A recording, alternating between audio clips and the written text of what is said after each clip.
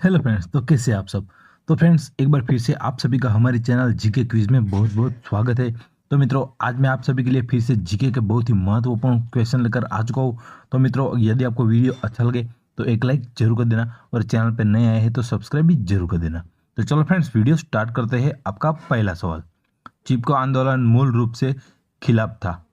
चिपको आंदोलन मूल रूप से खिलाफ था।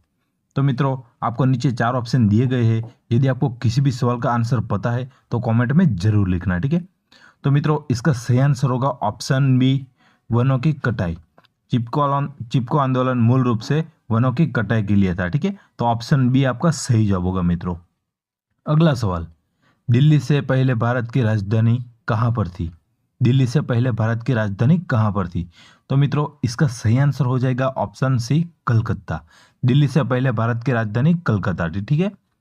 अगला सवाल मित्रों, अंटार्कटिका में भारत के तीसरे शोध केंद्र का नाम क्या है। अंटार्कटिका में भारत के तीसरे शोध केंद्र का नाम क्या है मित्रों। तो आपका सही जवाब होगा ऑप्शन ए, भारती, ठीक है। अंटार्कटिका में भारत का तीसरा शोध केंद्र है, उसका नाम भारती है, ठीक है। तो ऑप्शन ए आपका सही जवाब होगा।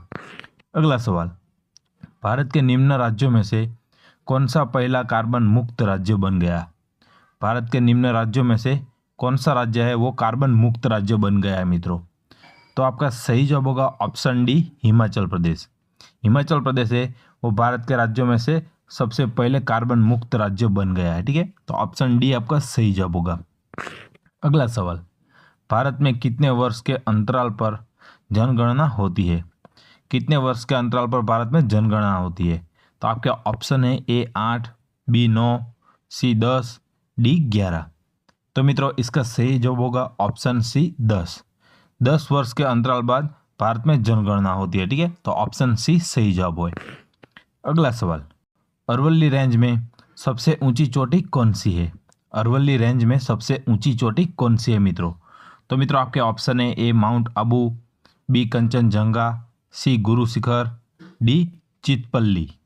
तो मित्रों, ये आपकी टेस्ट है, इसका आंसर आप सभी को हमें कमेंट में ही देना है, ठीक है। तो आप सभी हमें कमेंट करके जरूर बताना इसका सही जवाब क्या होगा। अगला सवाल, भारत में सबसे बड़ा सिंचाई नहर कौन सी है।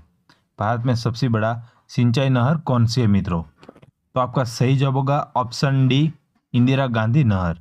इंदिरा गांधी नहर भारत में सबसे बड़ी सिंचाई नहर है, ठीक है। अगला सवाल, भारत में सबसे बड़ा कृषि आधारित उद्योग कौन सा है। भारत में सबसे बड़ा कृषि आधारित उद्योग कौन सा है मित्रों।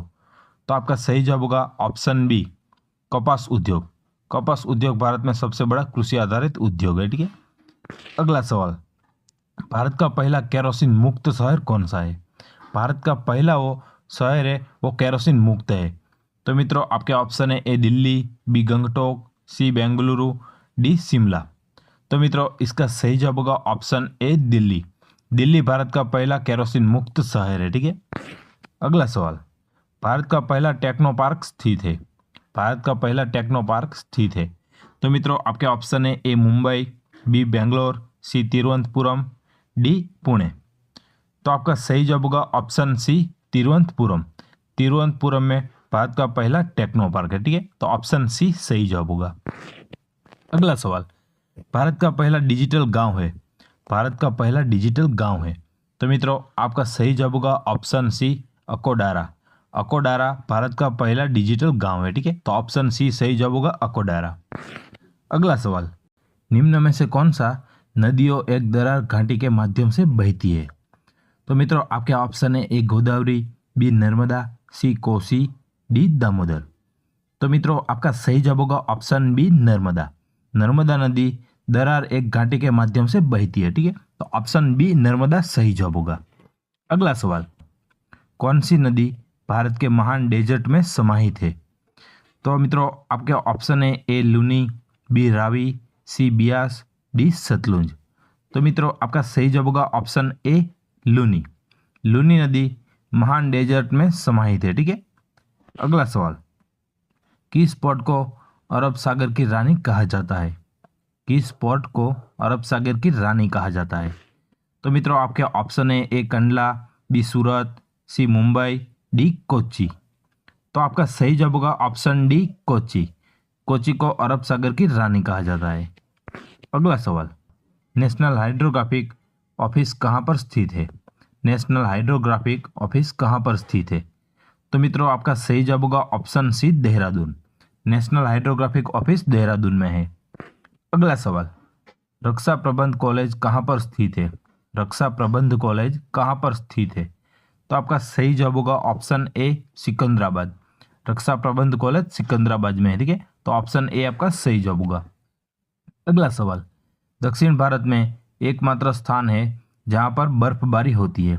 दक्षिण भारत में एकमात्र स्थान है जहां बर्फबारी होती है मित्रों। तो आपका सही जवाब होगा ऑप्शन डी, लंबे सिंगी।